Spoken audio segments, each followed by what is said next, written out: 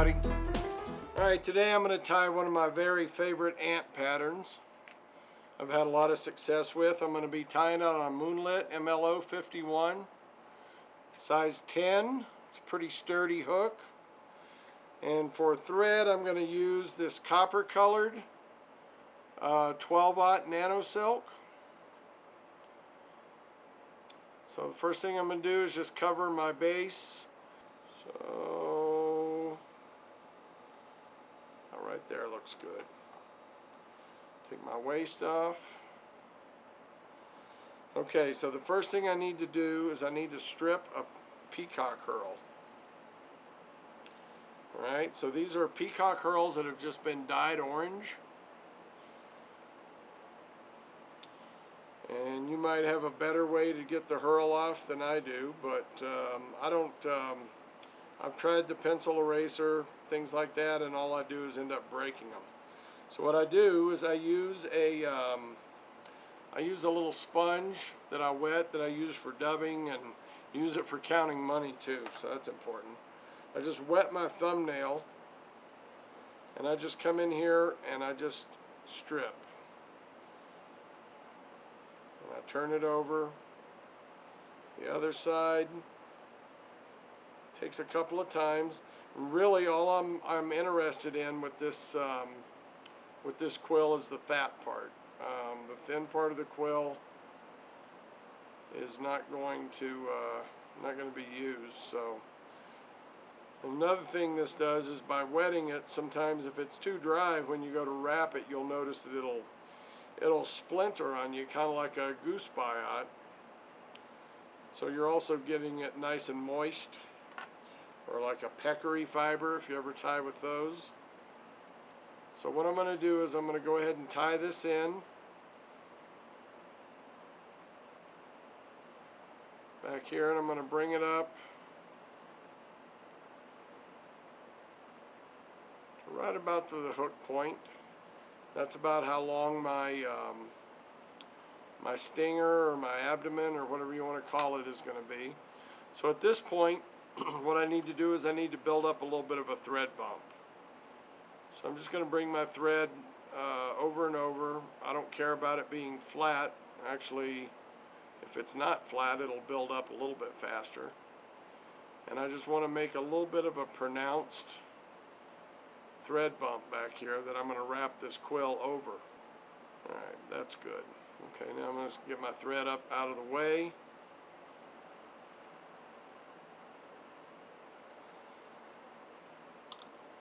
I'm going to take a little bit of this Wapsi cement. You could use super glue, whatever you like. I'm going to just coat those thread wraps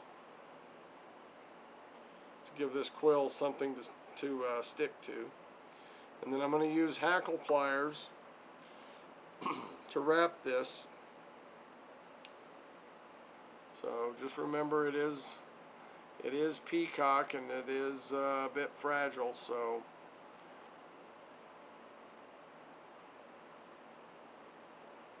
take your time. So I'm just going to get it nice and flat, and I'll use the rotary function.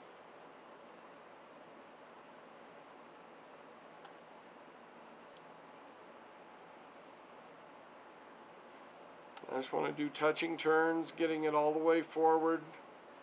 And this is going to add the segmentation look underneath on this stinger. I'll do one more wrap. Okay, bring my thread back in. Go ahead and tie this off.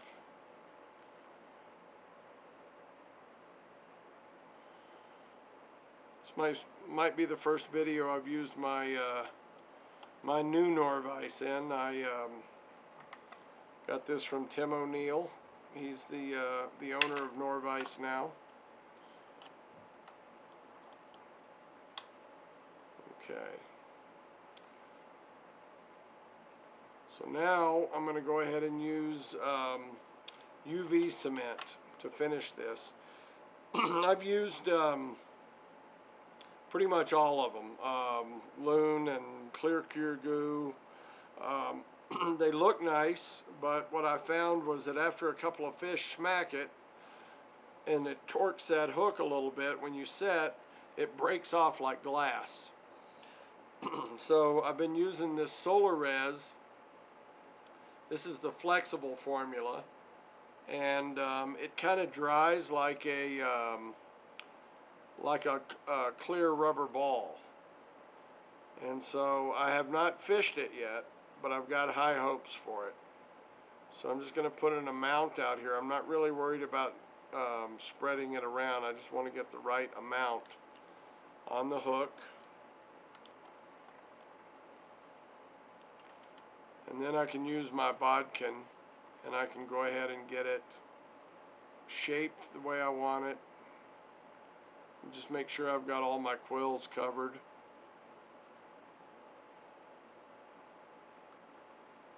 Okay, and then once I'm happy with that, the nice thing about a Norvise is that I can centrifuge it.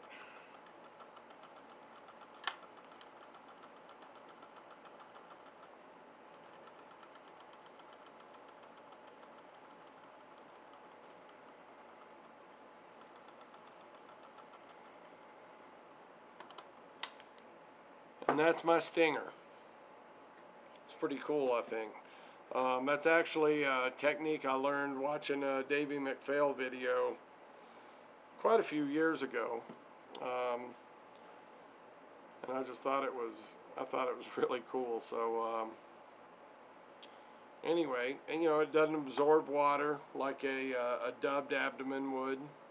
So now I'm going to put a wing on this.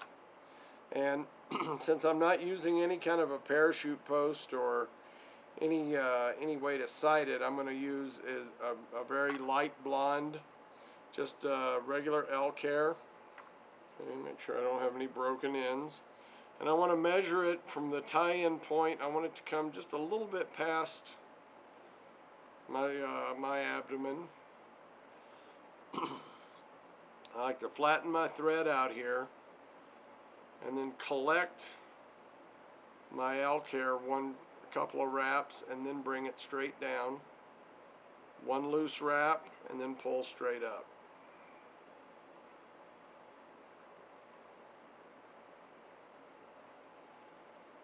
Okay, and then once I'm pretty sure it's tied in tight, before I let go of my wing, I need to make sure I have no pressure on my bobbin.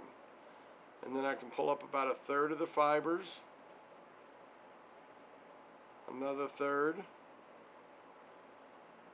And doing this, I believe, just gives you multiple tie-in points. And I think it keeps your wing from spinning, probably strengthens the whole process. Now I want to get all my butt ends.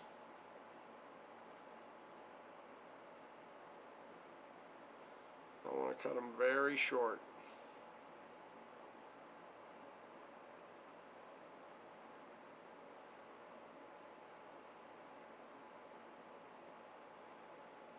Okay, now I can look on either side and make sure that I don't have part of my wing coming down covering the side of my abdomen. So I had a couple on that side. That side looks pretty good. And then I'm going to flatten my thread out again, and I'm going to just cover all these butt sections and just try to smooth everything out. Okay, and now I'm going to tie in my hackle. And I'm using, for this, I've got some red.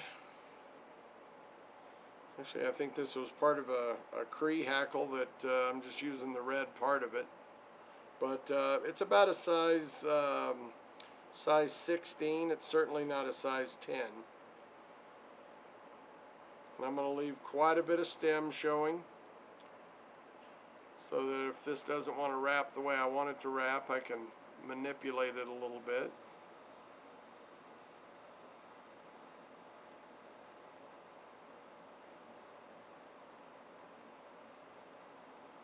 That tied in real well, and next thing I'm going to do is I'm going to put a head on here.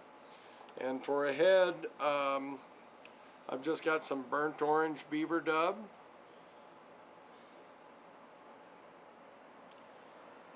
And I want a fairly big head. I don't want it to, I want it to, you know, I'm basically just creating a ball.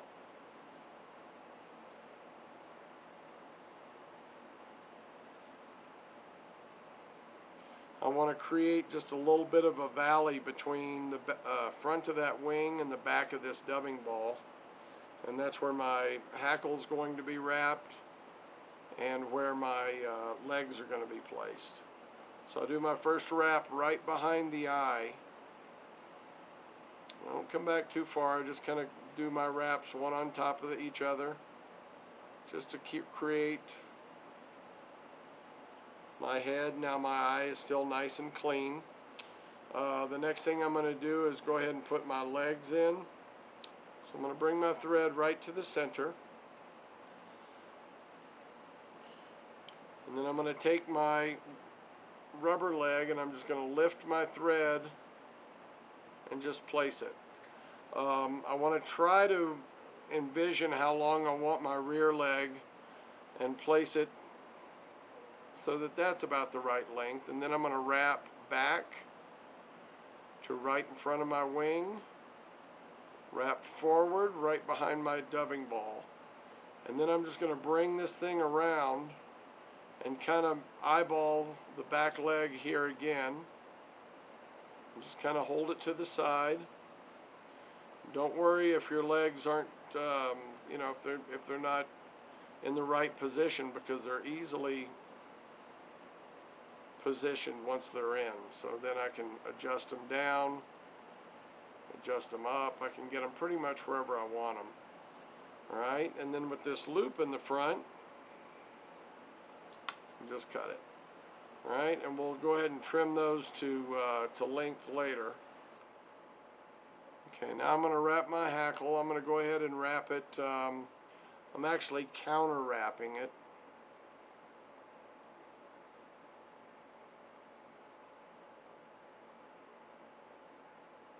I want the shiny side forward, and I wasn't able to convince this the stem on this one to change direction. Okay, and I want to hackle it pretty heavy. So I'm going to, since I counter wrap this, I'm going to hold my hackle straight up, bring my thread up, and this way I can kind of avoid as many of those fibers as possible. Alright, now I just need to trim my legs.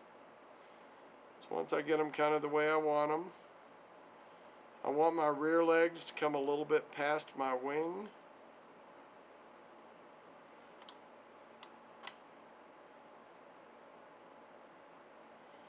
And then my front legs, I want them to be about the same length. Just kind of have to eyeball it.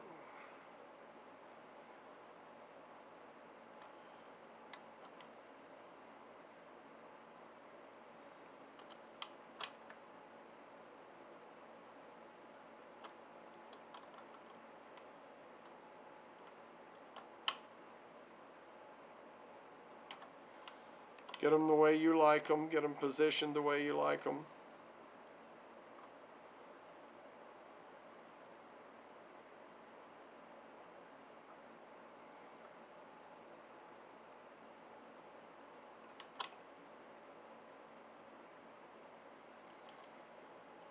Okay.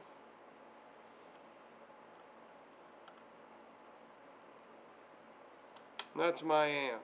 The last thing I have left to do is just put a little head cement on. I also, the Solar Res Bone Dry. I don't know if I like the UV is better, but I certainly like this little brush better. I'm still a big loon fan, but I love this brush.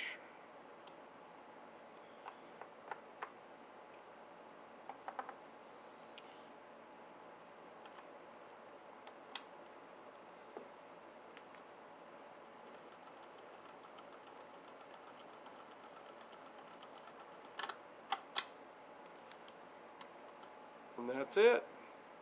Thanks for watching.